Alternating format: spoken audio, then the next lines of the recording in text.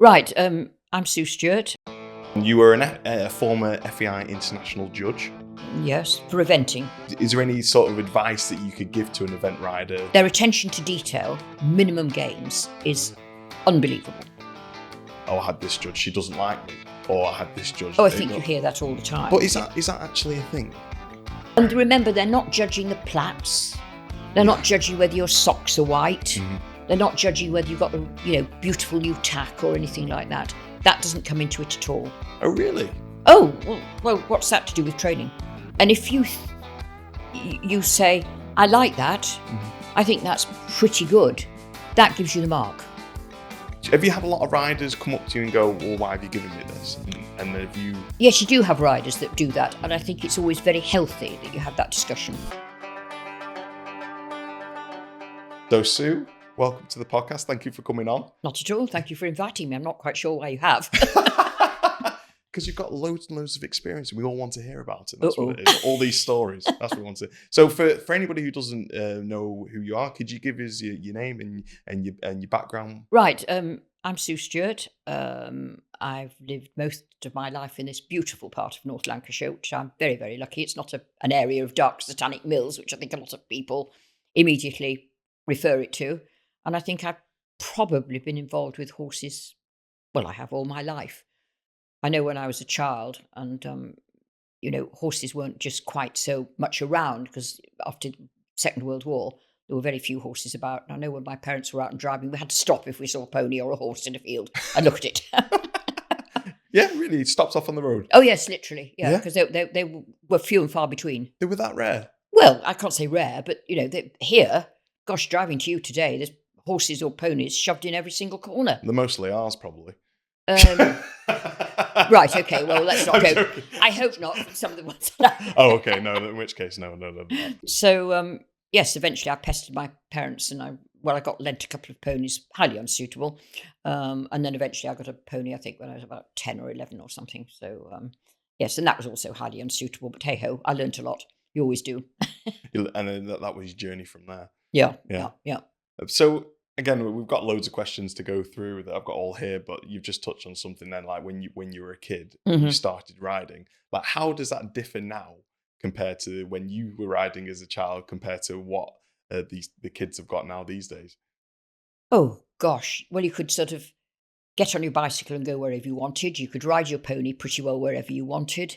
We hadn't got the traffic problems. We hadn't got the risks that parents are having to prevent their children from so dramatically these days. Yeah. I think it was a much more carefree, easygoing life, really. Yeah. But on the other hand, the children nowadays seem to have everything, absolutely everything. We do have an expression in England, don't we? What do they say? All the gear and no idea. The Americans have another expression, all the kit and still shit. That'd probably be me. I'd be the second one. I'd be the second one. No, definitely. Yes. So I think we had a more carefree, less pressurized kind of life. But then I was encouraged to join the Pony Club, which was the beginning of another big journey. So you've been in the equestrian sports for decades, but obviously we're not allowed to say how many because you'll probably throw your mug at me. But how have you seen like dressage and the eventing side of it evolve over the years? I think mainly the quality of the horses and ponies that breeding has improved so much. They've bred out a lot of traits. They've bred in a lot of, good traits. Temperament, of course, is really the best thing. I mean, you can have the most brilliant moving, brilliant looking horse in the world with a lot of talent. But unless they're going to be trainable, forget it, you're wasting your time. I mean, it's a little bit like a child. You could have a child that was the son or daughter of an Oxford professor and Einstein, and it might not be able to add two and two together. True. So I think I've seen that change a lot. And also the education and training side of things have improved dramatically.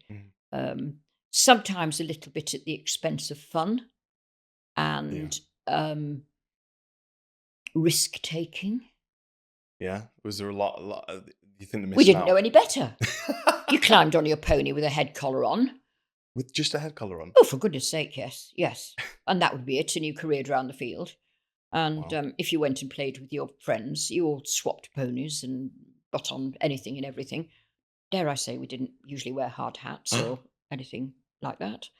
And it was a much more easygoing life. We were very lucky, very, very lucky. Yeah. No, it's there's a lot to be said about risk taking. I think that's when you learn a lot. To be honest with you, if you do put yourself into situations that you're not comfortable with, I think you can learn a lot from that. Like if you're not ready for a canter or anything, but you go into it and you survive it. You know, Not sounds dreadful. it gets your confidence up, doesn't it? And with the confidence, then you're ready to go But we again. didn't know any better. No, that We was didn't know just any what it was better. like. You know, there were always people who rode better, quicker, faster, more than you did. Yeah. And you always wanted to sort of be part of that gang, so to say. Yeah.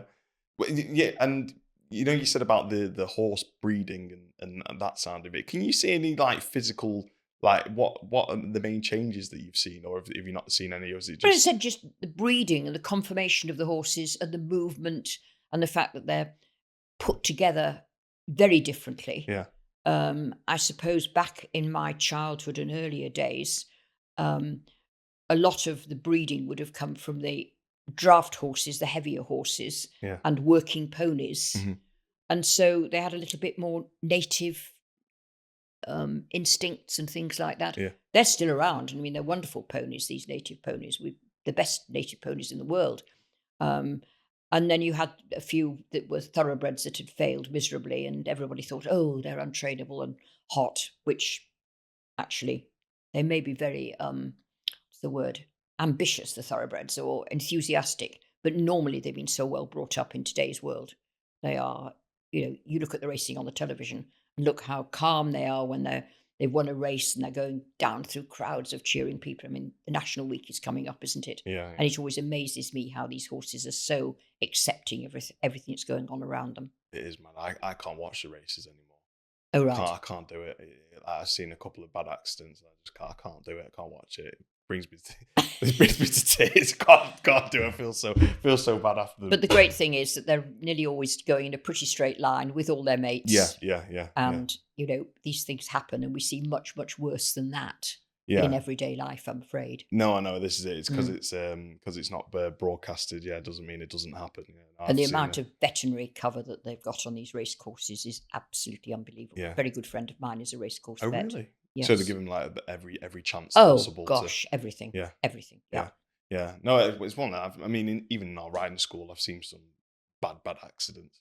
Where the not through any of the riding school ponies or horses, but like I remember this one girl. She was riding, and this horse reared up and just fell right on top of her, Yeah. split her hips and Oh, split her gosh, hip yeah. and everything, and she was out for a long time. But it was yeah. Let's go Jolly on. subject. I was going to isn't say, it, geez, we started this off bad, haven't we? No, it's but this is it.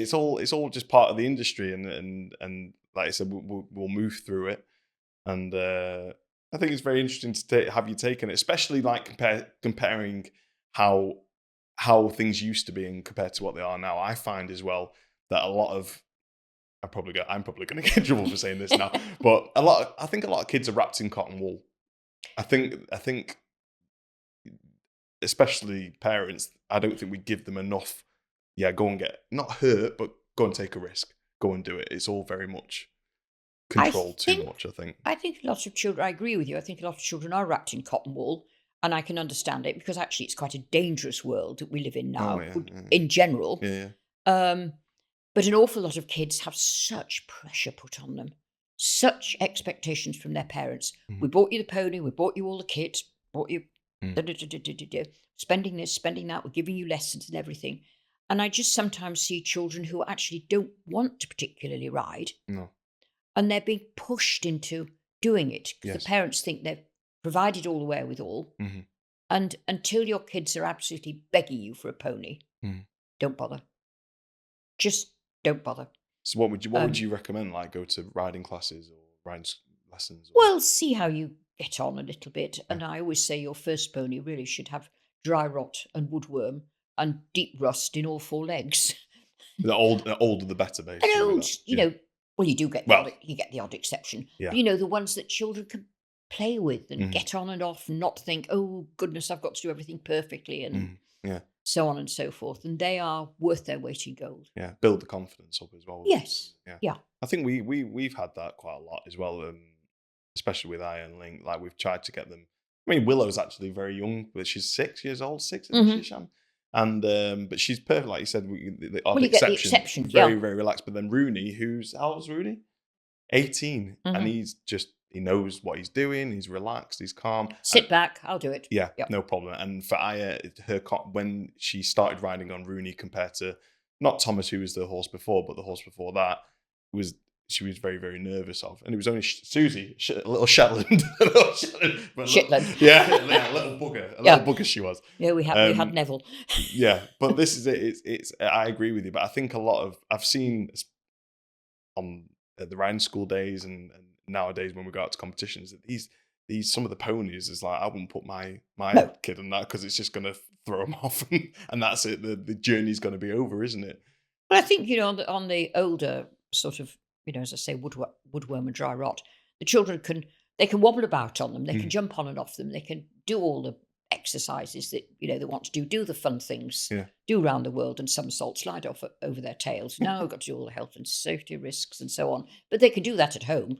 Yeah. And play with them. And you know that the children are as safe as they can be. Yeah, yeah.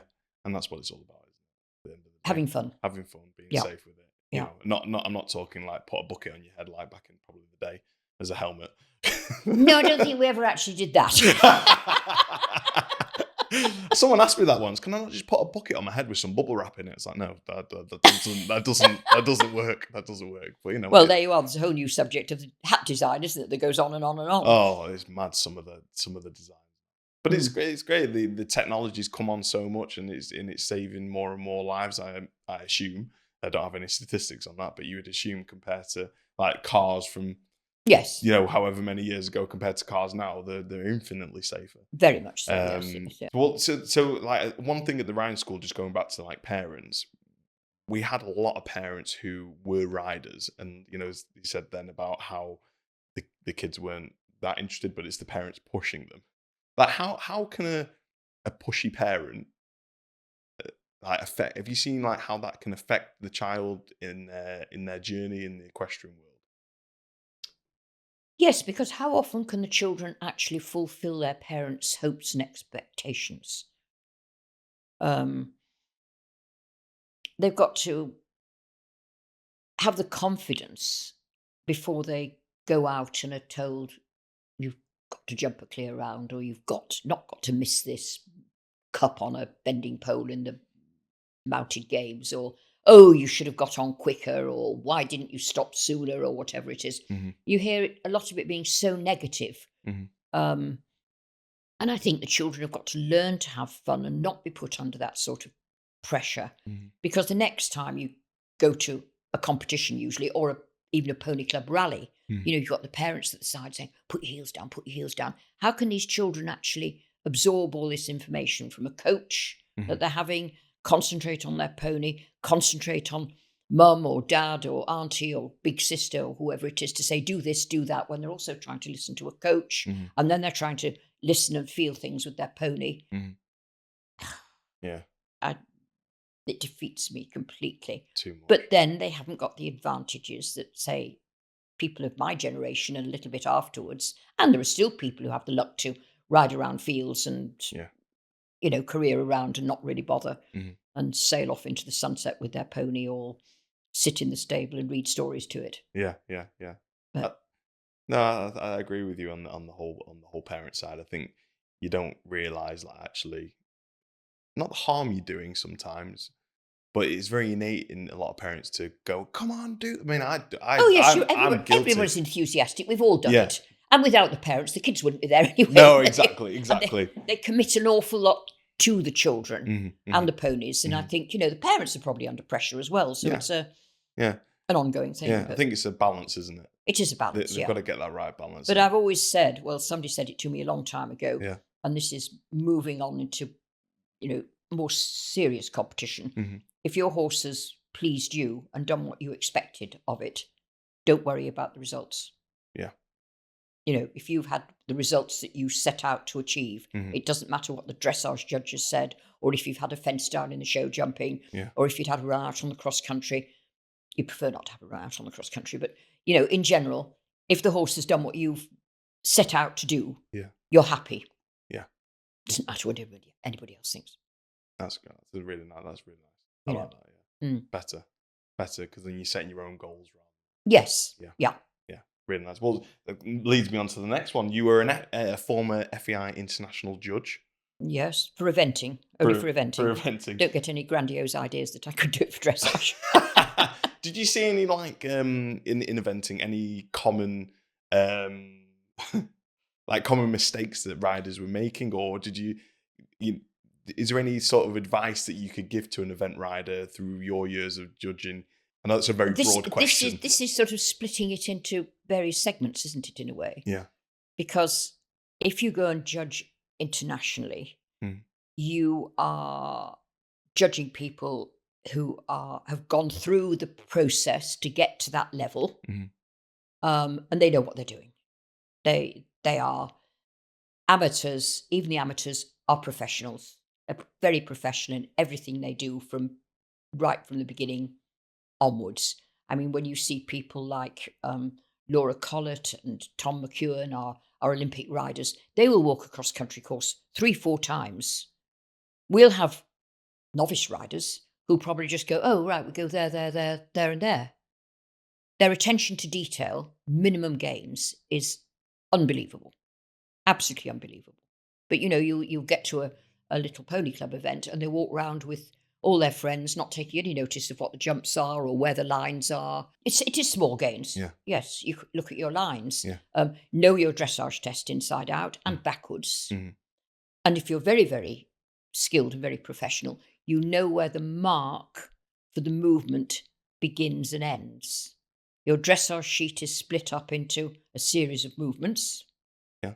And movement 1 doesn't finish, this is going to sound very obvious, till the beginning of movement 2. So you need to know where the component bits begin and end on your dressage sheet. Your show jumping course, eventing, you don't have to have a jump off, so you don't have to be bearing that in mind later on in the day. But, remember not to do things like go before the bell. We've all done it. Remember to just look at the rule book and see what you're supposed to do. What you're supposed to do if you stop and knock the fence down. You don't think, oh gosh, well I could just go over it. It's lower now. It might sound terribly obvious, but you see it happening, not at international level. No. But there are times when things happen at international level because you've also got to be able to judge the show jumping as well as the dressage. Ring the bell, start the clock, press the button, and goodness knows what, and read how commentate on how many, not to the Joe public, but to your scorer, where they've had their faults and things. And I think it is just right from the beginning, just take it steady, bite-sized pieces. Yeah, sounds like so. From what I get from that is your preparation. Is your obviously when you're talking about them reading actually piss poor preparation, piss poor performance. Yeah, no, I agree. No, I agree. A lot of people concentrate on the riding, whichever. But like you said, have they walked the course? Have they gone round the ring? Have they studied their test? Yeah. All these things. Actually, people may think, oh yeah, I've got it. My sister was one. If she's watching, you know what I'm talking about. She look at test and then think she's got it, and then on the day wouldn't go so well. But then Shan, who's sat over there, would study it 3, 4, 5 days prior every single day, and then on the day it'd go better for her because she's done that preparation. She's got it. It's in her mental process there. Correct. She's not having to think about it. She knows the route. She knows the pattern. She knows the markers. Yeah. Yes. So and remember, they're not judging the plaits. They're not judging whether your socks are white. They're not judging whether you've got the beautiful new tack or anything like that. That doesn't come into it at all. Oh, really? Oh, well, what's that to do with training? You've got a lot of saying sorry to me because I was been up ridiculously early, cleaning tack and polishing all the stuff. So it doesn't make it's no bearings on it whatsoever. As long as you're presentable and clean and tidy. You check. Fine. No, but what I'm saying is, somebody will say, "Oh, look, the forelock's crooked." Yeah. Or I've got one plait bigger than the other. Mhm. You're not going to notice those. No. But you expect people to, it's back to attention to detail. Yeah. Look smart, look clean, look tidy. Yeah. And there are days when you're judging, maybe at maybe a very novice horse trial or something a bit better, and you've been sitting there for 4.5 hours with, perhaps a cup of coffee and a biscuit if you're lucky, and somebody comes in and you think, I got up at 5:30 this morning to drive here to judge you, and you couldn't even be bothered to brush the horse's tail. It doesn't affect you, your judging, but it just puts you on a sort of, there may be that moment in time when you're just on a sort of, So where you might have been, a little bit more gentle in your approach, or a little bit more positive. You'd be a bit more harsh.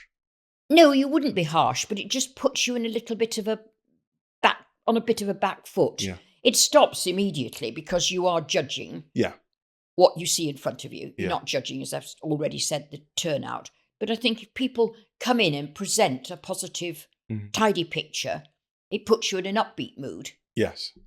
So, like, as a judge, do you see that as is it like a sign of respect? It's like what you just said. I think, yes. You got up at 5:30 to come and judge this, Yeah. and then someone's come in and they've still got stains on the horse, and Yes. it's like, well, you couldn't really be bothered. Why? And we all know horses get stains on, and they poo all over their white socks that you spent ages doing. And if something looks, you take notice of something smart and presentable and looking a little bit slick. Yeah. It's a respect thing. But it doesn't affect the marks. Yeah. But you just are a little bit more, happy to see it. See, this is one thing as well. I mean, again, I've never ridden dressage or anything like that, or any sort of event, to be honest with you. But then with the judging, when we could talk about the dressage side of it, can't we? Mm-hmm, yeah. Is it a very much an opinion thing, or is it sort of like, because I always hear, again, off many people, many riders, I had this judge, she doesn't like me, or I had this judge. Oh, I think you hear that all the time. But is that actually a thing? No, I mean, we undergo a huge amount of training, and to be on the list, you have to have annual updates and courses that we have to go on, and training and so on. Yeah. And you talk to other judges, and particularly when you've been at an international event, when there's 3 of you, you're comparing what you liked and what you saw and what you didn't see, and there are things, let's face it, everybody misses. Mm-hmm. Mm-hmm. I think that if you look at a dressage sheet, there's a list of numbers for the marks, 0 to 10. Mm-hmm. 0 is not performed, mm-hmm. and then it goes on to bad, fairly bad, blah, blah, blah, blah, blah. And I can't remember what the top one is now, excellent or very good or something. No, it's excellent, not perfect. Mm-hmm. And if you say, I like that, mm-hmm. I think that's pretty good, that gives you the mark. Right. Okay. What can I give that? It didn't do anything. Okay. Yeah. It wasn't even on the test route. Yeah. It wasn't on the map. It wasn't at the pace that it was supposed to be going at. It's very rare you give 0. You will if the horse leaves the arena, if the boards are 9 inches high or something like that. Blah, blah. There are, little bits of fiddly rules. But on the whole, you just thought, that was pretty bad. They were supposed to do a 20-metre circle in trot. It's cantered for most of it. Mm-hmm. And they've only done about a 15-metre circle with the wrong bend. The horse is above the bit. What have they actually achieved? It was pretty bad. Yeah. Or somebody's gone round, done a 20-metre circle. Yes, the horse wasn't correctly on the bit. It wasn't maybe bent in the right way, but it's followed the route map. Mm-hmm. So you're saying kind of 5, 5.5, something like that. So you can throw away a lot of marks without even thinking, and you can gain a lot of marks without thinking. Even the worst moving horse can do a square hold. So where do you see like riders drop marks where you think that was just really simple? Like, you just said them about you can Is it, or is that like a pit of That is a pit. 'Cause, I mean, it can suddenly, you know, I don't know, I remember years ago we had a horse and doing a lovely free walk on a long rein, Mhm. but in the field beyond were some sheep, and suddenly a sheep stuck its head through the sheep netting, and my horse went, having started off with lovely swingy free walk, said, "Whoa, what's that?" You know, you can't No, you can't plan reckon it. on that. No. Or somebody in the next arena, suddenly their horse starts bronking, or Yeah. it's just impossible. That- There's a wonderful video somewhere, because you're obviously very good at this, of a horse doing a dressage test. Mhm. And somebody has, I can't remember whether they've fallen off or whether the horse has just taken off with them. And this horse comes careering through their dressage arena. And this horse just absolutely Not takes even no bothered. notice at all. On the aids, partnership with the rider, attention to detail, confidence, just Wow. incredible. So I think to train for that, what I should start doing, if Shan or the kids are having any lessons, I should just run through the arena. Yeah, Just so the horses yeah. get used to. Yeah, why not dress as a dinosaur and go the whole hog? I think so. I think that'd be a good training. That's the only reason why I'd be doing it. It wouldn't be funny in the slightest. It's a different approach, yeah. The judging side of it is very interesting, because I've never really had a chance to speak to a judge of your level as well. And so let's say, for example, a rider gets a bad mark. Have you had a lot of riders come up to you and go, "Well, why have you given me this?" And have you? Yes, you do have riders that do that, and I think it's always very healthy that you have that discussion. Yeah, I think so. Definitely. I think so. But first and foremost, you set off your day judging, Mhm. and you're wanting to be positive. Mhm. You're wanting to see a good mark. Yeah. And if they've done what it says and it looks easy and comfortable and happy, Yeah. great. Why not give tens? Yeah. I've given quite a lot of tens in my time. Yeah. And, you know, it always gives you a lot of pleasure to be able to do that. Yeah. But you think, well, what more did I want? What more would I have expected? If Yeah. I was on that horse, I'd be thrilled to bits with that. Yeah. So is that the sort of thought process? Like, I think apparently everybody goes in with it. You go in with a very positive thought. You think you've got to. Right. Yeah. I like that. Yeah. Trouble finds anybody, so don't go looking for it. No. But I bet you've had so I bet you've seen some good journeys from riders, judging them over a certain amount of years and seeing the improvement of it. So then is there also a bit of a bad side to judging as well, where you may get a bit of stick, you know, from riders, or do they just not? It's very difficult to be generalistic over that. Right. Because some of the riders, and certainly in eventing, you get to know the riders better than you do in ordinary dressage. Mhm. Also, the event riders have a string of horses coming on behind them, which the dressage riders don't seem to have. You know, they take a long time to get the horses up to Prix St George, into 1, into 2 Grand Prix, which is, you know, a lot of very dedicated hard work, and as it is for the event riders, obviously, because they've got all 3 disciplines to deal with. But I think you see the riders, more of the event riders, riding their young novice horses right through up to, you know, international horses.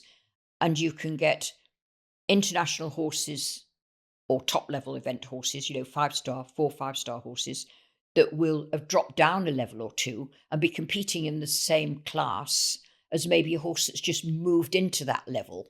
Oh, okay. That probably sounds a little bit difficult, but so for you to explain. But there's so many levels of eventing, starting at BE 80, and the Americans have preliminary and training classes and goodness knows what. And you can go on and, you know, the top level horses don't always run at top level. No. They can drop down level, and they may, just to give them an easy run, a pipe opener, a little bit of experience in the dressage phase, you know, maybe want to work on a few marks here and a few movements here and there. Maybe they want to give them a more testing show jumping round at the lower level, because some of them will have a bigger show jumping round at, say, open intermediate will have a bigger show jumping round than ordinary intermediate class sometimes, although it's the same level. Yeah. In general, same dressage test and things. So there's a little bit more fluidity and movement between classes. And on the whole, you get to know the riders a little bit better. Yeah. And yes, I think hopefully you have a mutual respect one for another. And sometimes we get things wrong. Yeah. But it's not like a football referee where the No. footballers go up and start effing and No jeffing. whistles blowing. You've never had that. Never had like an aggressive rider come up to you afterwards. But this is what I mean is it's like they mutually respect. They respect your opinion and they'll probably take that and go, great, I've got something to work on. I think that we talk about it. Yeah. They see our side, we see their side. Yeah. But I think that's a great way to be, because then, like I said, they'll go away, they'll work on that, come back again, and hopefully improve. Or if they choose to say, well, I think she's talking nonsense, that's fine. Yeah. And not every horse is capable of some of the movement. Well, some horses are better than others, put it that way. Mm-hmm. But it's amazing what the horses will do for you with the correct training. They're absolutely amazing creatures. So through all the years of judging, I bet you've got some amazing stories. Is there any stories that stick out? The very first time I ever judged, and I don't really know why I was judging, somebody said that was what I had to do. I was 18 at the time. Oh. And if somebody said that's what you've got to do, you didn't question it, you just got on and did it. And I found myself judging what I then discovered was a pony club area horse trial, the dressage phase. And in those days, you didn't actually have terribly smart dressage arenas. It was more or less marked out with the sawdust 20 by 40. Really? Oh, yeah. And the numbers out there. And I sat in this rather large Range Rover, not realising until afterwards who was in the back of the Range Rover. But anyway, I set off, and the first pony came trotting round the arena, which was the archetypal little fat grey Welsh mountain pony, very sort of rotund, and and that's what was just as early, lots of native ponies and very ordinary ponies. Yeah.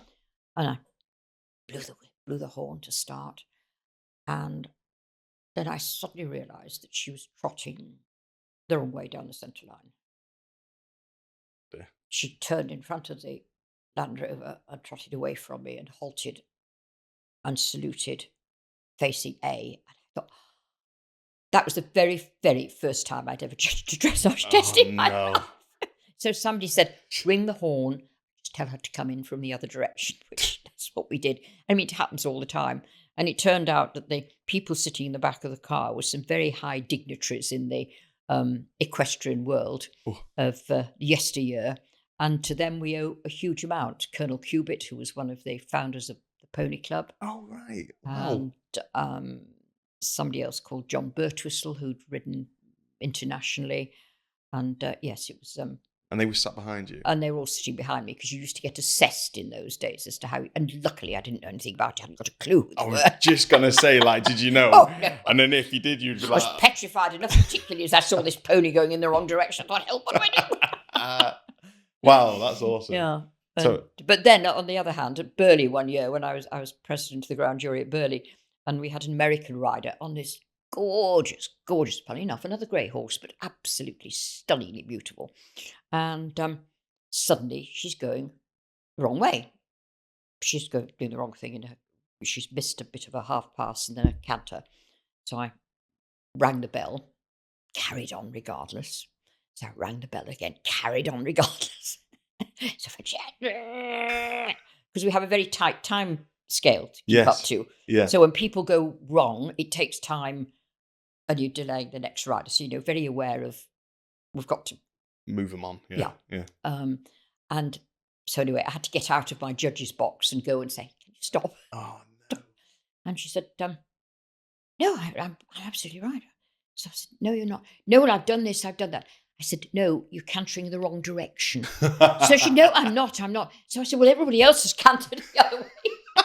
So I ended up and had to take her out the dressage sheet to show her. Oh no! And she was lovely. They were so nice. They were lovely. Husband and wife had come over with their precious horse from America, and I always remember that. There were various people who I always felt the shopping area ground to a halt. Yeah. That's great. And I just thought about it now. 2 greys. Yeah, you're going the wrong way. No, I'm not. Yes. The only way I could describe it was that, you're going in the wrong direction. Yeah. And literally, no, I'm not. Prove it. Here it is. Well, we had the Russians who questioned our timing. The Russians questioned it. Well, we were out judging in Russia. Oh. And Wow, in Russia? Yes. How many countries have you been to judging? Oh, I don't know. I know. Huh? A few. A few. Wow, Russian judge. And they said we can't stick to our time scale, our times for the dressage. And we said, well, why not? So they got 2 saddles and 1 set of top hat and tails between everybody. Really? Yes. How many riders? Oh, there were only about 8. Only 8? Something like 8 or 9. So they only had one set? Yeah, they only got 1 set of everything. So what did you do then? Well, we just accommodated it. We spread time out so they got time to chop and change and do everything and work it all out. You're there to make it happen. Yeah. As long as it's within the rules, it's fair and it's safe, let it happen. How did you actually get to become a judge in the first place? Well, I started off, as I say, doing this great pony club area horse trial. Mm-hmm. And then somehow or another, it was all a mystery, complete mystery. Because bear in mind, we hadn't got mobile phones and internets and computers and all that sort of thing. And, so then they suddenly said, you were on, I can't remember what it was, the pony club list or something. There were 3 dressage lists in those days. And now there are, I don't know, quite a lot.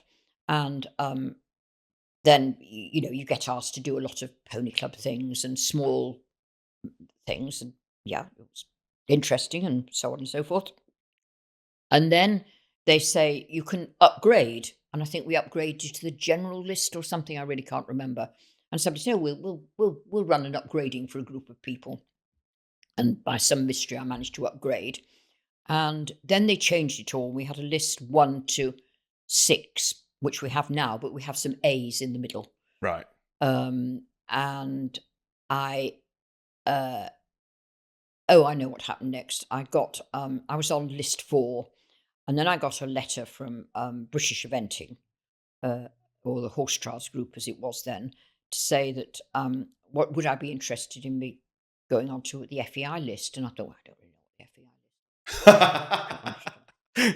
Have a go. So they were going to, but you had to be 3, list 3 at that stage. So I thought, this is quite a quick and easy way of, seeing if I'm ready to upgrade.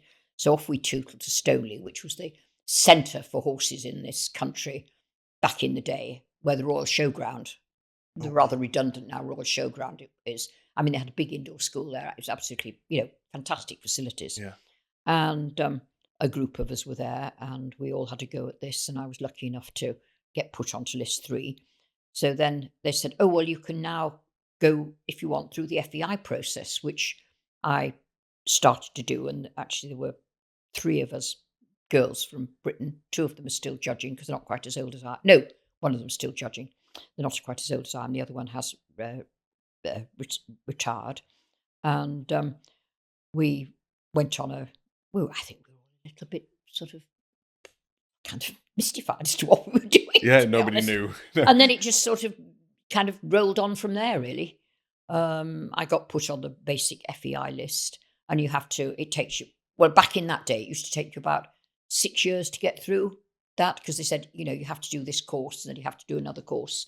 And yes, I was lucky enough to just sort of get there, and then you're on the list. You're on the list from the beginning, but only as a sort of baby judge, beginning judge kind of thing. Yeah. And in those days, anyway. And so, I just tootled on. So is that, when you were saying the 2 gentlemen sat behind you with her assessing you? So to get onto your... Oh, they weren't in... That was long before. Yeah. They weren't the assessments. No, we had international But they still, officials same sort of thing, they'll assess you. Yes, Yeah. yes. You're usually away on a 3-day course. Yeah. And you're assessed on everything. Well, first and foremost, it's all explained to you. Mm-hmm. But I think now, again, with modern communications and everything, it's easier. People know about the horse inspection. Mm-hmm. They know about the trot up, as we call it. They know all about, how you have to have your times and this, that, and the other, because people have so much more information now. Well, in those days, we were taught how to conduct a trot up. Yeah. We were taught how to assess the stables and, all sorts of other things that now there's more and more people to actually do more and more things. Yeah. And so you realise that you're there to judge the dressage. You walk the cross-country course, usually there on Tuesday or Wednesday before the event, walk the cross-country course, see that it's flagged correctly, see that it's numbered correctly, see that the measurements and the distances are all correct, Wow. and everything's right. And you can ask for alterations if you want, or an alternative, or Wow. whatever. And that's usually done at, as I say, on the Tuesday or the Wednesday. And then Wednesday is you have a rider briefing where all the things are explained to the riders, where the gallop strip is, where the exercise areas are, what the show jumping practice times are. Jeez. And then when it gets down to, you start the dress, well, have the horse inspection, trot up with the vet. There's 3 of you. And as the ground jury, you have the say as to whether the horses go or don't go. Right. But in my view, you always discuss with the vet because they're a professional. Yeah. And you have the opportunity. You're not looking at them to be sound. Well, you are looking at them to be sound. You're not looking at them to buy them. Yeah. Is what I would always say. Yeah. A horse may move a little bit strangely, or it may have a lump or bump, and you'll assess that and think, is it any worse or is it any better? Whatever. And then the vets are there at the dressage warm up. They can assess them in the warm up, and if they're worried about them, or if we've been a little bit concerned about the trot up, we'll say to the vet, could you look at horse number blah blah blah, and if it's all right, and normally they're fine, absolutely fine. But you have to be very aware of the welfare of the horse, and this is getting more and more and more important, which is a good thing. You judge the dressage, which is usually a 2-day session at an international event, and then the next day is cross-country day, and you're in a control box or tent or whatever it may be, bus or something or another. And you have a team in there of actually a controller, you have a commentator, you have timekeepers, you have provisional scorers in there, and you're up there. And at the big events, we have television screens where we can see exactly where horses are on the course. We know where they are, and reports will be coming back from fence judges as to what happened. And we can also stop a horse on the cross country if we think it's getting tired, or somebody's carried on after 3 refusals or something like that. That's the sort of, I suppose, the big, quite high pressure day. Yeah, I was just going to say. And then everybody's very relieved at the end of that day. Yeah, etc. etc. And I mean, they have a terrific infrastructure of personnel for a day like that. You have 2/3 fence judges on every fence. You have vets, doctors, ambulances, first aid. Wow, everything going. And then on Sunday morning, you have another horse inspection. Or I should have added, the horses are all inspected when they first get unloaded before they go into the stabling area, to make sure that they're not snotty nose, or they've not had any injury in the travelling, and so on and so forth. And so they're fine, passports are checked, vaccinations are all checked that they're correct. Wow. We don't do that, the vets do Yeah. that. Sometimes in America, they have what they call a jag when they arrive, and they ask for somebody to be there, which it's not a compulsory part, but it's sometimes quite a handy one. But the horses can arrive at any time. Sometimes they're up all night waiting for horses to come in for a broad and things like that. Really? Yeah.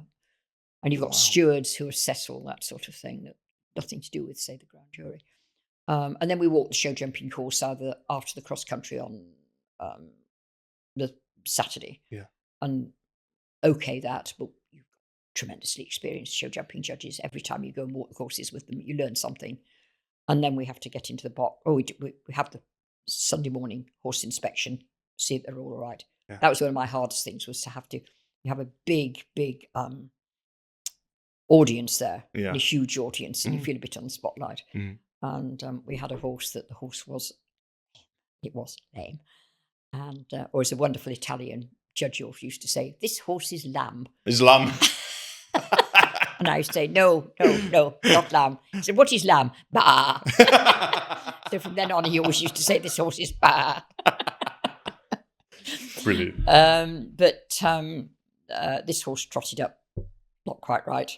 And it's your job as the president of the ground jury to go and Oh, speak to so that rider and say, you had to break the news. yeah, it's the most awful thing you have to Oh. say to somebody your horse is lame. But the rider usually It's knows, right? yes, it's got to be done. It's got to Yeah. be done. Yeah. And it's horrid.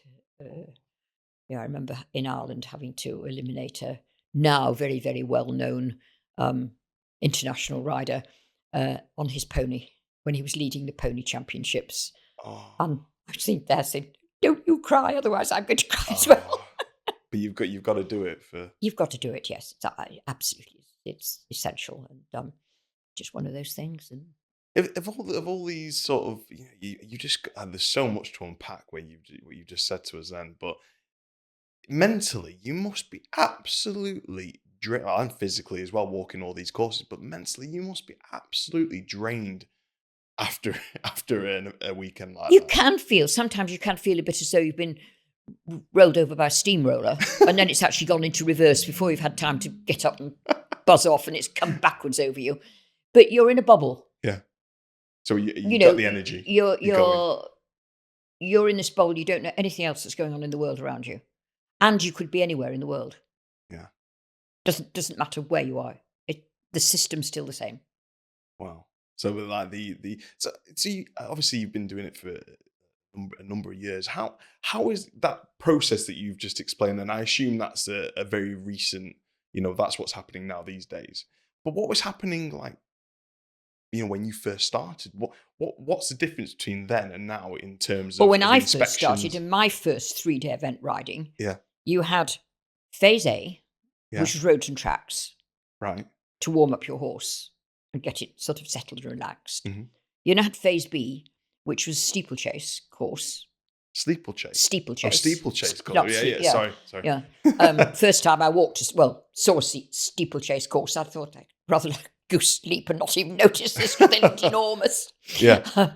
And that's to open up the horse's wind. Or this was a theory of it, Mhm. that they gallop fast and so on and so forth. Then you had a much longer roads and tracks to let the lactic acid dissipate Mhm. and let the horses relax and everything. Then you had your cross-country phase. Mhm. And at the end of the cross-country, you had, we've got A, B, C, D. You had phase E, which was a run-in, which was to let the horse cool down and begin to relax. Because, you don't, as soon as you finish, you don't grind to a halt and that's it. It's steady, slow process. Yeah. Quickest way to break a horse down is to pull it up quickly Mhm. after they've been galloping, and particularly, tired horses as well.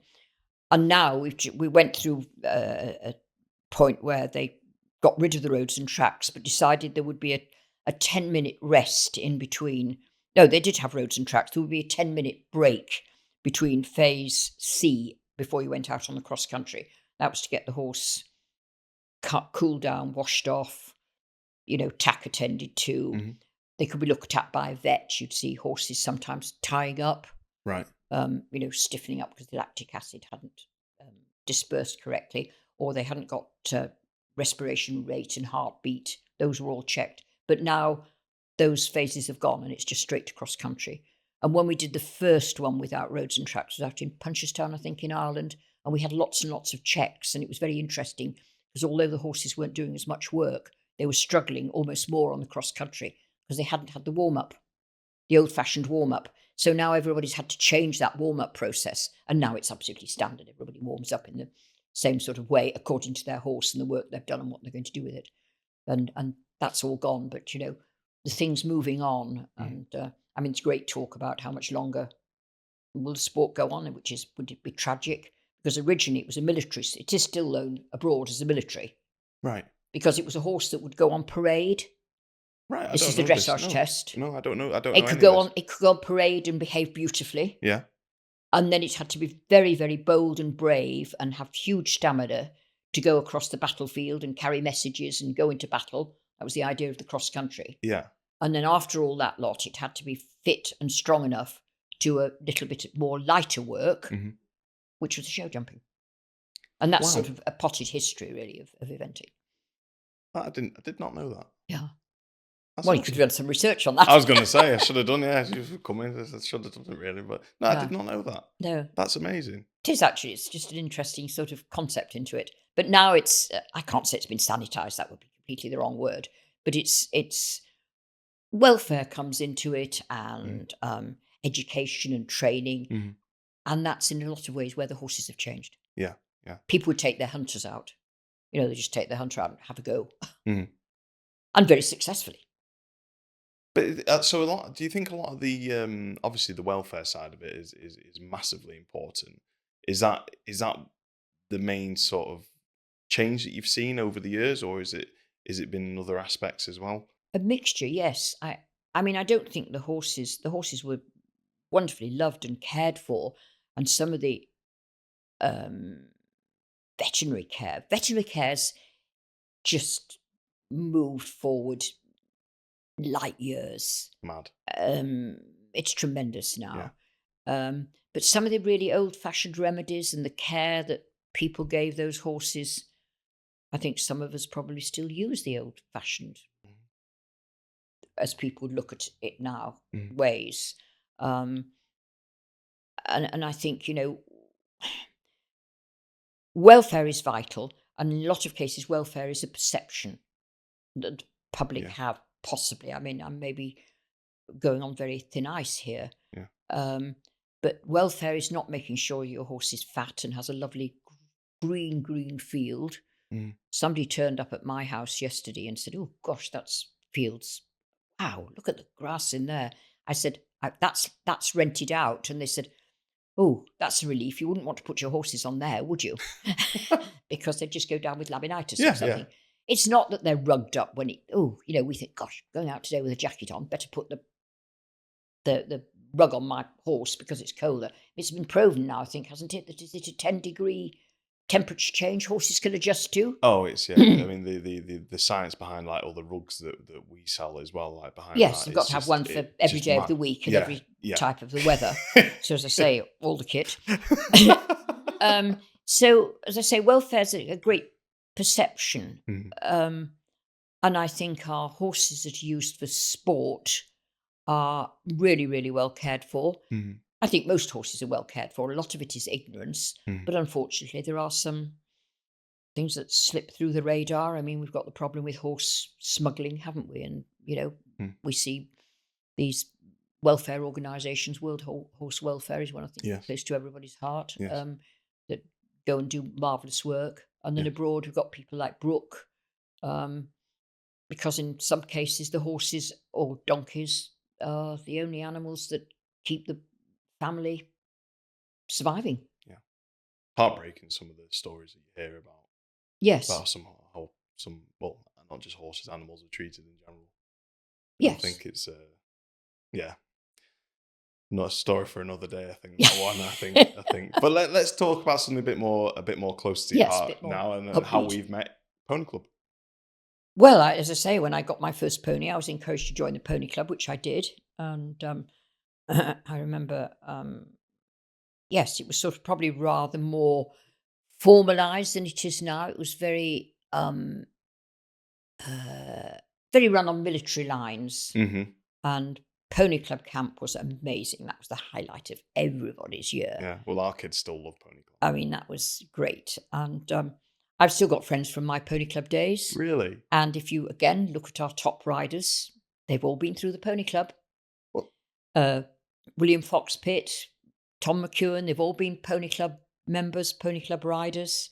And I think it's been a great basis and still is for a lot of children. They don't have to have smart ponies. I shouldn't be saying this to you in your business. They don't have to have all the right, bright, shiny, glossy things. n- Everything just well looked after. yeah. And away you go. Well, it's. I mean, for me, again, yeah, I know it's with the business and everything, but for me, I see the value in the horses. I know I sometimes joke about them about like how the money and how much time and effort and that's. But it's for my Notes in one end and look what you get out at the other. yeah. Well, there's yeah. But for the kids especially in Pony Club, I really do think it's an industry that you can't get anywhere else. With Pony Club, why do you think Pony Club has been so successful in shaping a lot of young equestrians? Oh, that's a sort of challenging question. It's sort of, I suppose, discipline, responsibility, accept failure or defeat, learn to cope with it. You don't win everything all the time. However much money and training and kit and everything else you throw at it doesn't guarantee success. And the great thing, I think, about the equine sport is where else do you see men and women, boys and girls, all competing against one another with no discrimination. Mm-hmm. And also, one day, you can be there riding against an Olympic rider with their novice horse, and you can beat them. Yeah. You know, we're going to the other end of the scale. Mm-hmm. They fall off like everybody else. Mm-hmm. They have ups and downs. Who was it the other day? I can't remember, one of our top riders. I think it might have been Harry Mead. He's just won his second international 3-day event. And Harry's been going for years. Yeah. Years and years and years. And, one of our most respected and talented riders. And that's what's happened to him. Yeah. Look what happened when he went to the World Equestrian Games some time ago. What happened? His horse dropped dead. Oh, really? Oh, I did not know that. I'm sorry. Britain still won the gold medal because it was 3 scores to count in those days. And he was on the podium, and that must have been a very difficult thing to have. Yeah, that's really... Yeah. Oh, I didn't know that. Didn't know that happened. Yeah. This horses, though, isn't it? Yeah, just horses. And it's an absolute devastating, because they're not only your partner in the sport, they're also probably your therapist, your buddy. Yeah, I think that's, yeah. And it's a very, very, you don't, well, other maybe with dogs, but you don't really get a relationship. And I think, before we came on this podcast, you talked about sort of mental health and well-being and things. You've interviewed somebody from the BHS with over the therapy side of horses. Yeah, the changing lives through horses. That's it. For the children, yeah. And I'm sure you find with your children sometimes you just want to go out and be in the stable and talk to their pony. Mm-hmm. Yeah, again, with that side of it, I have done research on, so you'd be happy to know. Very good. But this it's like with loneliness in the UK and across the world is increasing massively, and that's because we're mainly behind screens. We don't really socially interact with people, and a lot of people, when you do have the opportunity to socially interact, they can't. They don't know what to talk about. No, I have it. I have it sometimes. If I meet someone, I can't believe that. Believe it or not. No, but it's true. But if you haven't got that sort of oomph about you in your personality, it's very, very difficult to communicate and actually connect with people. However, with horses, you're on your yard. Okay, there will be other people there. You've all got a focus point, which is the horses. You've all got something to talk about with the horses. Yes, true. So you have the social aspect of it there. Your competition. You're getting out. You're working towards something. You've got to get up at your 6 o'clock in the mornings. You've got to walk out. You've got to look after the horses. And I think this is what I'm saying for the children, and probably for Shan as well. It's their break from reality. They get away from it and into something which I think is a hell of a lot better. You're outside, you're exercising, concentrating on, and you're interacting with another live being. Yeah. And I think there is something truly magical in it. Even though I do like to complain and moan about it a lot of the time. But, that's just me as a person. That's just... Okay, fine. You said it. We've got it on air.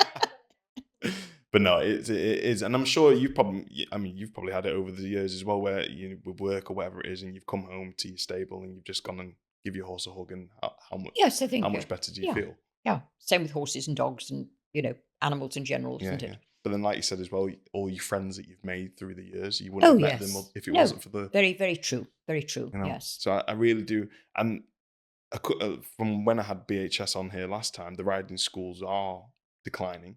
They're under serious threat, which is a great worry. It is a massive worry, because that's where a lot of people start. It's the backbone of everything. And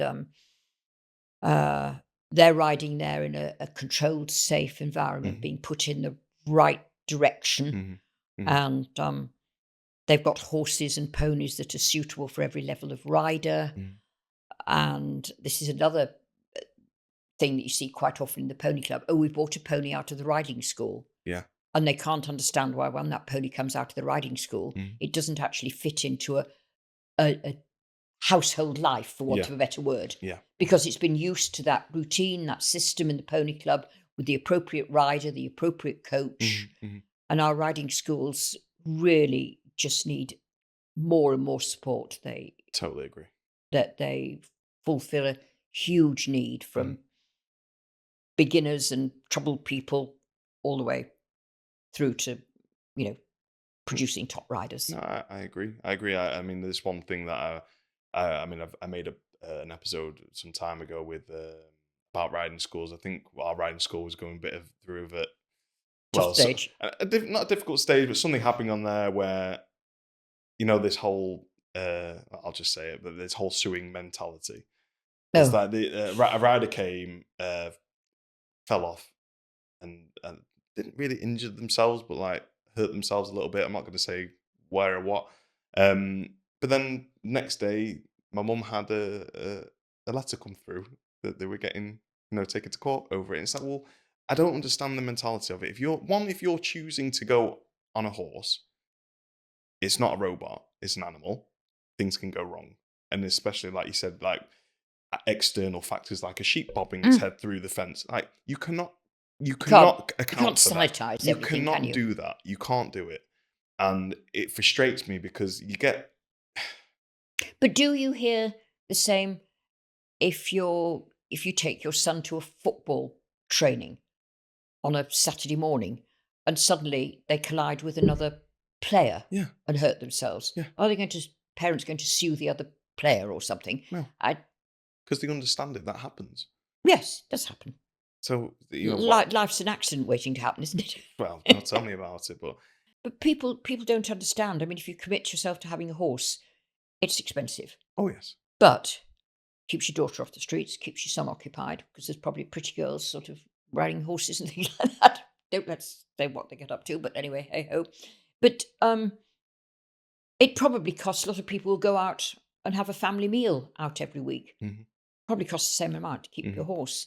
And it's like everything, you've got your fencing, you've got your field to look after, you've got your stable to keep repaired, you've got water rates, you've got electricity rates, etc., etc. Everything is just in life is rocketing up. It is. But like you said, let's not go on to the minimum wage, which I think they probably deserve, and employers' liability. But it is what it is. It's all part of it. It keeps going up and up and up. And but like you're going back to the 200 200 quid a week or whatever it is if you're going out for a meal with your family. I know what I'd rather put that money into, because you're going to be learning skills that you wouldn't have learned otherwise. Learning how to mend a fence. I don't know. That's true. Yeah. I don't know how to do that. I shock myself a lot of the time. Find what you can do. Yeah. But like learning how to fix a water drinker, learning how to tack up, learning how to I hadn't thought of that. It's another skill set that you put your mind to, isn't it? It is, and I think a lot of people miss out on that, miss that physical work. Not to mention the health. You're saying that with a certain amount of feeling, Aaron. But it's true. I think a lot of time people don't want to put the work in, and I think that's a lot of the problem. A lot of the problem. I can't remember who was saying it the other day. This guy he goes to car boots, and he goes and buys things. He might buy something like that for a £5, and he'll sell it for 15 quid. And now some people are going, well, what are you wasting your time for? It took him 4 hours for a tenner. But then his attitude is, well, what else am I going to be doing? At least I'm doing something and trying to interacting with people, and also trying to make a bit of money on it. In the horse world, there is places to make money. Okay, you might not be a multi-millionaire, doing, but they say, what does it start with 2,000, and you might end up with start with 2 million, and you might end up with 1 million or something. Don't they say? I think it is. I think it's a massive. I think hard work is massively underrated.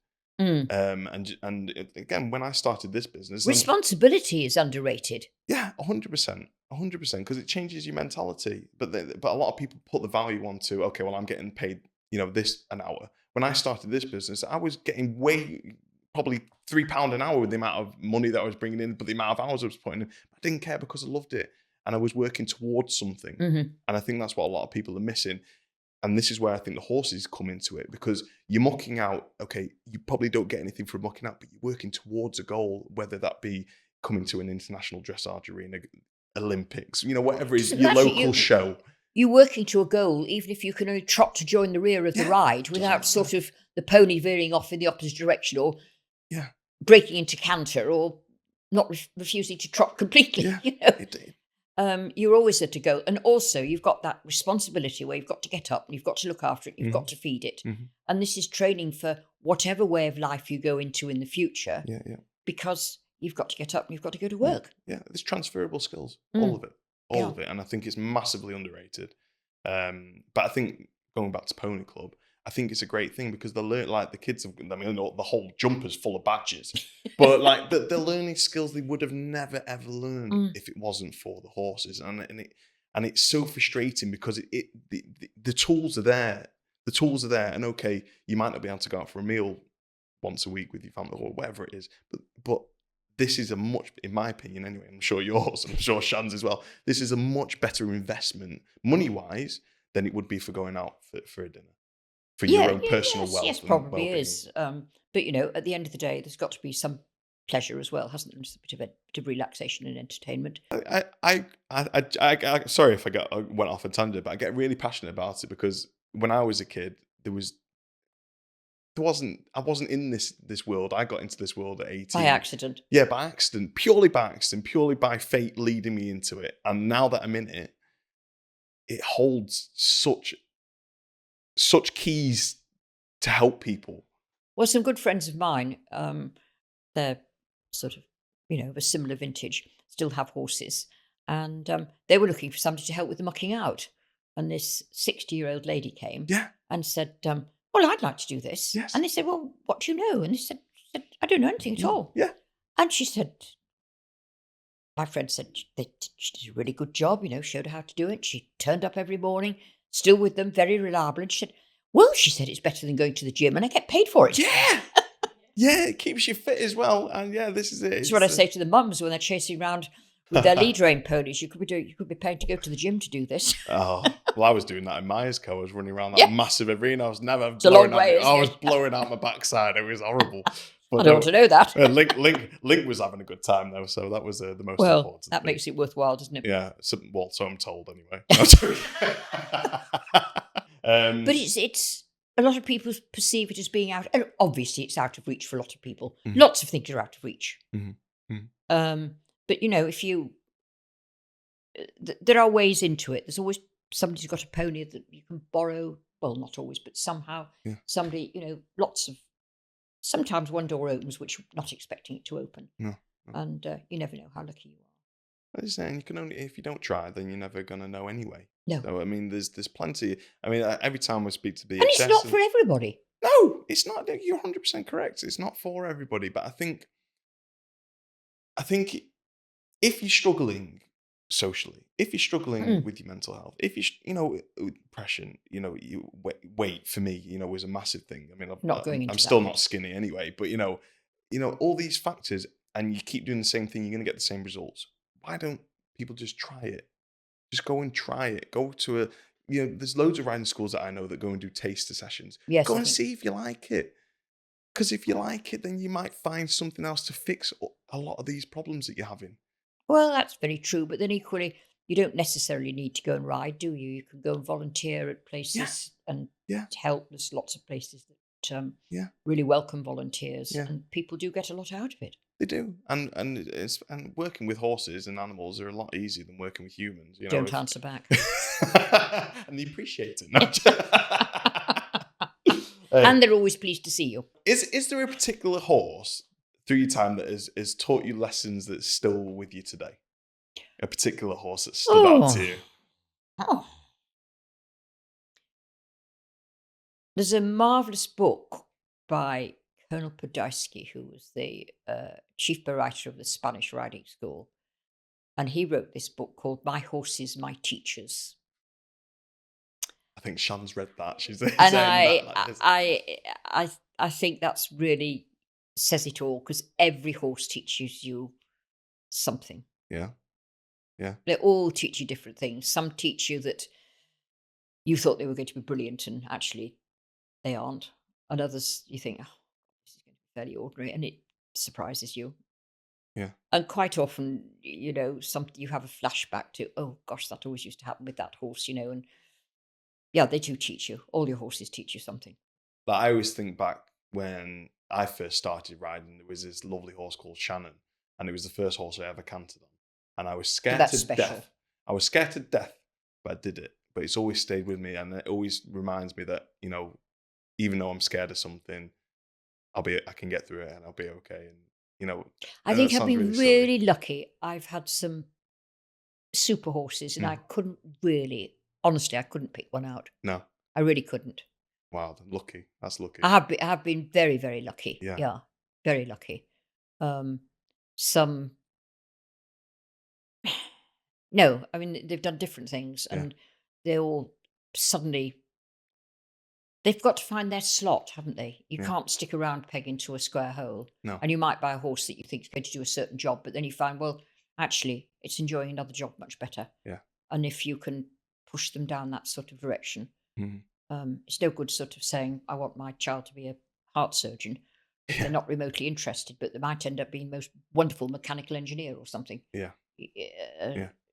Just a different path. You've got to find horses for courses, I suppose. So over the time, have you changed the discipline that you were in, or have you always No, been? eventing's always You've been always my, been in yeah, eventing, that's always. always. I've ridden dressage as well, Yeah. and I've ridden show jumping actually. Okay.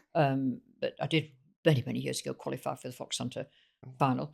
But I was riding a horse for my boss, and we got an offer for it, sold it very quickly. Or she sold it very quickly. So no, but eventing has always been my Always. main passion. Yeah. Definitely, yeah, no So, question about it. so why eventing then? Why not? Well, why? Well, it covers everything, doesn't it? Your Uh-huh. horse has got to be, pretty well all round. Yeah. And there's such a great group of people. Yeah. Great group of people. And I think I don't know. You've got highs and lows, and you can be in the lead after the dressage, or you can be at the bottom of the dressage. Oh. And then all things can change. Yeah. With, the next two phases, everything can happen. There's highs and lows. If you do a one-day event, there's highs and lows within the one day of the one-day event. Yeah. No, it's the eventing side of it. Again, it sounds absolutely amazing, but it'd be the equivalent of me trying to do a triathlon, a triathlon. Decathlon's a shot. Well, they often say it's an equine triathlon. Don't Yeah, they? yeah, but this is it. Yeah. But for me, I'd always prefer just to be concentrating on running, because I think if I did running, is it running, cycling, swimming? I think it is in the Something triathlon, like that, isn't it? And Yeah. then there's the Ironman, isn't it? I'd be knackered. I mean, but this is it. You've got to have some sort of level, a very high level of endurance as well. Oh, unbelievable, But isn't then, it? does it take? In your opinion, do you think eventing takes a lot more? Not work, I suppose work in a sense, because you're going across three disciplines, aren't you? Is it a lot? Because you're essentially having to do well in all three different disciplines. I think, yes, you have got to do well in all three disciplines, but obviously the level of dressage and the level of show jumping Mhm. isn't as high Yeah. as the level of pure dressage. They don't go up to do Grand Prix movements. No. We don't do canter pirouettes. We don't do piaffe passage. Yeah. Do everything else. Mhm. Yes, no canter. Don't do tempi changes. No. But otherwise, we do flying changes. We do lateral work. So we extended, collected, medium. Those Yeah. things all come into play in a different variety of the way they put the test together to test the horses. And certainly for the international 3-day eventing tests, they've very much tried to link them into what we want for the cross country and the show jumping, in that you can check the horse to come back a bit, send it on, open it up. It's supple to the left, it's supple to the right. They'll work over their back, they'll push off their hind legs, etc., etc. And of course, the jumping is not a huge Grand Prix show jumping track. No. So I suppose in a way the emphasis is the more important bit is the cross country. Mhm. But now it's very rare, if you're not competitive in the dressage, to be winning from the back. Oh, really? Oh yes. You've got to be out there. But some of the good dressage tests can come back to you on the cross country. But there's a lot of them will do a frightfully smart dressage test and then just sail through the others, because you've got brilliant horses and brilliant riders and brilliant training. So if you are training, then how would you split your time? Do you do 60% of your? Depends on the horse. Oh, really? Depends on the horse and depends on what you're training for, I would say. You know, because you're training for a B80, which is the beginning of competitive eventing, Hmm. and you could pop something out of the field to go around there. Yeah. You know, it's not, what, 16 cross-country fences, Hmm. 8, 9, 10 show jumping fences, very short dressage test. And, I mean, Ginny Holgate, or Ginny Leng, who was one of our very famous 3-day event riders of yesteryear, she used to event most of her horses out of the field until she Really? got them up to a higher level. Yeah. Really? Mm, Is yeah. that so? That's just basically based off her skill and. I think needs and the facilities you've got, Mm. the temperament and type of your horse, and I think it goes. There are some horses maybe have respiratory Mhm. challenges. Mhm. I mean, obviously, if they were serious, then they wouldn't be doing this job. But some horses prefer to live out. Some horses don't like living in stables. And I think, you find out what suits your horse best of all, and the training things. I mean, if you've got a heavier, stronger type of horse, it will probably need more stamina training and Mm. fast work training Mm. than maybe one that it comes more naturally to. And horses have different lengths of strides and all sorts of things come It sounds like a minefield, into an it. Well, absolute it's knowing mine. your horse, isn't it? Again, we've probably had. Back to my horses, my teachers. Yeah, but then where did you learn your information from? Like, who did you like? If you had a problem, you came up, with a horse. Like, who did you used to listen to? Because what I'm sort of tending to find is that a lot of people have got opinions on what you should do with your horse, but they've never really done what you're wanting to do. So you know what I mean? Like, where do you get your I was information very from? lucky because back as a young teenager, that we had a very good local rider called Sheila Wilcox. Mhm. And she was the first, I think, she wasn't the first person, female, to win badminton, but she was probably the most talented female rider at that time. And women were not allowed to ride in the Olympic Games or in that sort of level. And uh, she she had the ultimate attention to detail. I mean, ultimate attention to Yeah. detail. Uh, she was almost somebody ahead of her time, and a lot of the things that I picked up from her and she taught me and helped me with. Mm. And I know when I went to do my first 3-day event, I wrote to her and said, I'm doing my first 3-day event in May, it was. And, can you give me some advice? And she wrote me a absolute reams of paperwork from Really? week 1 to week 2 to week 3, all the way through. Yeah. And did you use that information for the rest Yes, of your career? So pretty what well. can you anything that you like really Well, the stuck out? horses always had a winter break. Winter. We were discussing that with Philippa when Hamilton when she was on here. She was talking about like how the horses don't get the winter breaks anymore, really. Well, Because of, they would always have a winter break, and I think a lot of horses will still, certain event horses will have that winter yeah, break. yeah.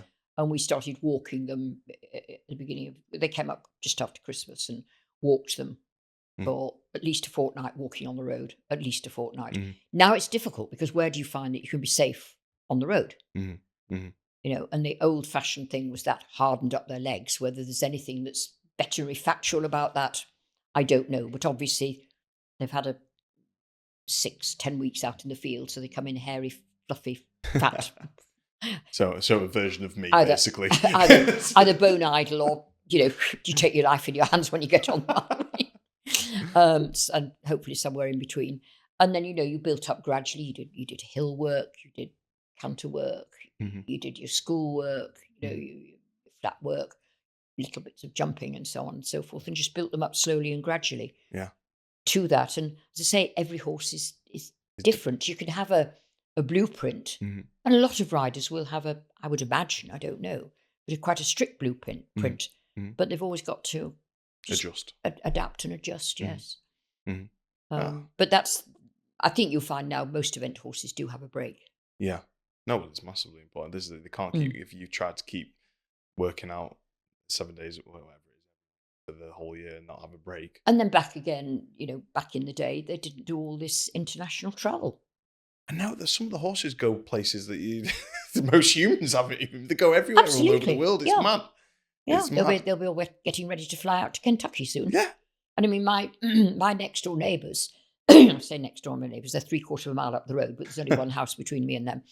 And they do long distance. They do endurance Wow. riding. And I've learned so much from them. I've always looked on it and thought, oh, what's that all about, Yeah. But they are fantastic. And I think, is it next week or the weekend after, they're going over to Belgium to do a long distance ride. How long do they ride for? What Oh, sort of 100 distance? kilometres. 100 kilometres? That's in some cases, yes. Really? I mean, a couple of years ago, they went out to represent Great Britain in Saudi Arabia. Really? Yeah. Horse was flown out there. Jeez. Then how? I mean, we're going into another thing now. Like, how do you get your horse to adapt from the UK to Saudi Arabia? I believe that they can hold fitness and do things, for a certain sort of period of time, that it will remain kind of level. And then obviously if they're going from, when did they go? Did it go September to Saudi? They'd clip them accordingly, and they would work. They'd put extra rugs on them and things like that to get them more accustomed to heat. Right, okay. But they're really interesting. Their horses look absolutely amazing. They want for nothing, and they do not look like what we normally look as endurance horses that look pretty ropey. These look fantastic, and the attention to detail they put in is interesting. As I say, I've learnt a lot from them. They come to me for a bit of help as well. Yeah. Is there anything that you can share that you've learned that you've learned most? Yes. Yeah. The quickest way to get a horse's heart rate down, apparently, is for it to have a pee. Really? So they teach all their horses to pee on command. Really? How did they do that? Bucket and a treat. A bucket and a treat? Yeah. And all their horses pee on command. I didn't even know that was possible. I didn't know that. Have you seen them do it? Oh, yeah. Oh, yes. Oh, yeah. I know people do train horses to pee on command. I didn't know. But I didn't know this was a very quick way of getting the heart rate down, because they have to go through these vet gates. Right. They're checked by the vets. And if their TPR, is temperature, pulse and respiration, isn't correct, then, I didn't know that. No, I never do it. So as I say, I learn all the time. That's great. That's awesome. So you pee on command, but I wonder if it works with humans. Well, I'll have to test it. Don't give me another cup of coffee. They must. I was going to say as well, a 100-kilometer ride, they must have a very comfortable saddle. Yes, they're quite some of them are quite specialist saddles. Yeah. That they have. They're almost like an old-fashioned cavalry saddle, very wide bearing surface on the back of the horse, like a lounge chair. No, I don't know that they'd be saying that. But obviously, they build up. They'll do low-level rides, and sometimes they'll only go 20, 30 kilometres. I mean, 100k ride is a big one. That's a massive one. Yeah, huge. Can't think of anything worse. Set out with head torches on. And I get tired driving 100 kilometres. Obviously, you've seen lots of riders fall off. And I've fallen off lots of times. I'm sure. And it hurts sometimes. Yeah, I bet. But have you got any advice for when riders do fall off? Like, obviously, you see a lot of children falling off as well. Like, do you say anything to them or try and coach them in a certain way that will make them feel make them feel better about falling off? I think one of the main things is, in bulk of cases, people are winded. And it's horrible being winded. It's a really nasty feeling. So reassure them, I think, that just stay where you are a minute. Yeah. Parents can be a problem. There's no point in panicking, which is sometimes easier said than done. Yes. You have to be really calm and make sure there's a safe area for them and give them time. I always remember doing a first aid course with a cracking group of people that actually specialised in motor rescues, motor racing crashes. Oh, wow. And so they had to be used to clearing a scene very quickly. But I always remember this chap saying that the first thing you do is, he said, the first thing that happens, there's 2 or 3 fence judges at every fence. But inevitably, you're on your own because your mates had to go to the loo. When this horse or pony comes and the rider falls off, and pony tanks off into the sunset. And so the first thing is to say, golly, that was the best jump we've seen today over your fence. I mean, this is obviously for the younger area of children. Yeah. Best one ever. And he said, never ask them where it hurts.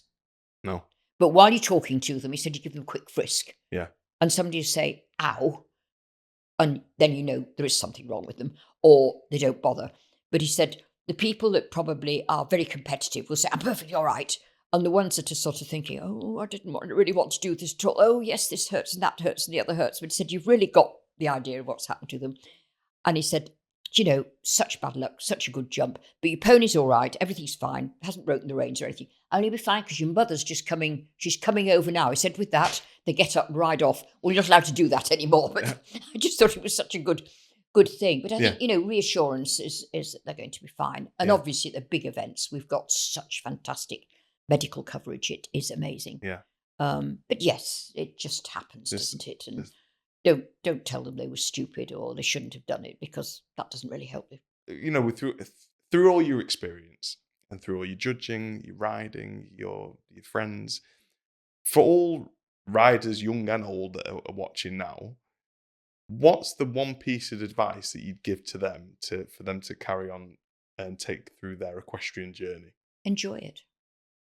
Yeah. Enjoy it. That's simple. And love your horse or your pony. Yeah. Mm. Perfect. Well, I don't know what else really can you say. No. If you're not enjoying it, it's always strange to me that you see people investing a lot of money in their children riding or dancing or playing football or cricket or anything else, swimming. And if they suddenly say, I don't like it anymore, I don't want to do it, that's fine. But it doesn't seem to be the same way if they have a pony. No. Feels like they have to keep going. Which I think is a little bit of a shame. Mm. Not everybody thrives on pressure. No. And not everybody wants to be a winner. And there's only one person who can win. Mm. And as long as you've pleased yourself and felt you've achieved even a little tiny bit. Could I do that last week? No, but I've done it today. That's important. No, but I think that's something you can take through and apply to everything in life. I suppose it is, yes. It is, really, isn't it? Is there anything that we haven't talked about today that you would have liked to have brought up and talked about? I'm a British Eventing Steward as well. Wow. So for ordinary one-day events, I just have to go and see that everything's... Yeah. Again, I have to pass the course, cross-country course. I have to inspect the show jumping. If I want any changes, they change it, so on and so forth. Make sure everything's sort of running to time and according to the rules. And certainly at that level, you get you get more riders who are likely to break the rules, probably because they don't know. Yeah. And I don't know all the rules, but I have to know where to find them. So I always have my either British Dressage rule book and my British Eventing rule book as well. Yeah. And I look up the rule that I think they've broken. Yeah. And then off I tootle. When the adrenaline's gone down a little bit. Yeah. Don't catch them as it's just going through the finishing post. Yeah. Got you.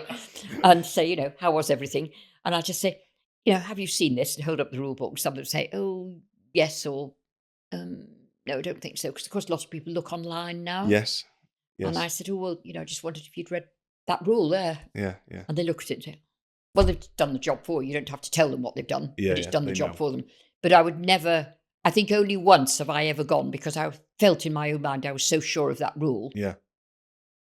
And I had got the right rule and I had got the right reason. But the parent questioned me on the rule. Why was it there? And it was, it was quite an interesting challenge. But I went to the rule book and looked at it. Yeah. And we went through it bit by bit. And, he was very happy and I was happy. And it just refreshes your mind all the time. Yeah. You can't know all the rules all the time. You've got to know where to find them.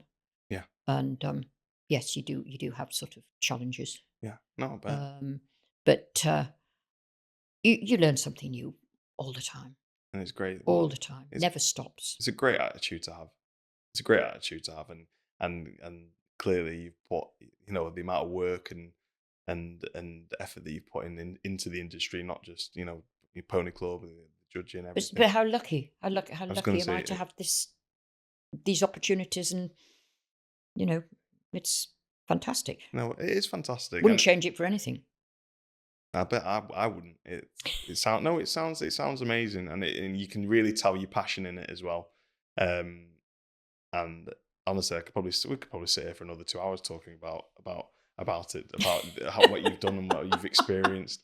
No, but it's fantastic, and I really wish people had the same sort of mentality and the same drive and the same enthusiasm that you've got. There are lots of people who have Yeah, and a lot more yeah, besides. yeah. No, but Yeah. this is great. We need them. We need Think them. of these top level riders. Yeah, yeah, Just yeah. think of the We top need them. level riders. We need them. Yeah. But I mean, I don't know whether you noticed that yesterday, Nicola Wilson, who had her very, very bad fall at No, badminton a few years ago, no.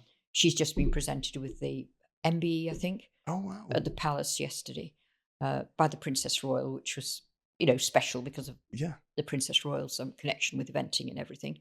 Because as you know, she was European champion, Mhm. eventing champion. And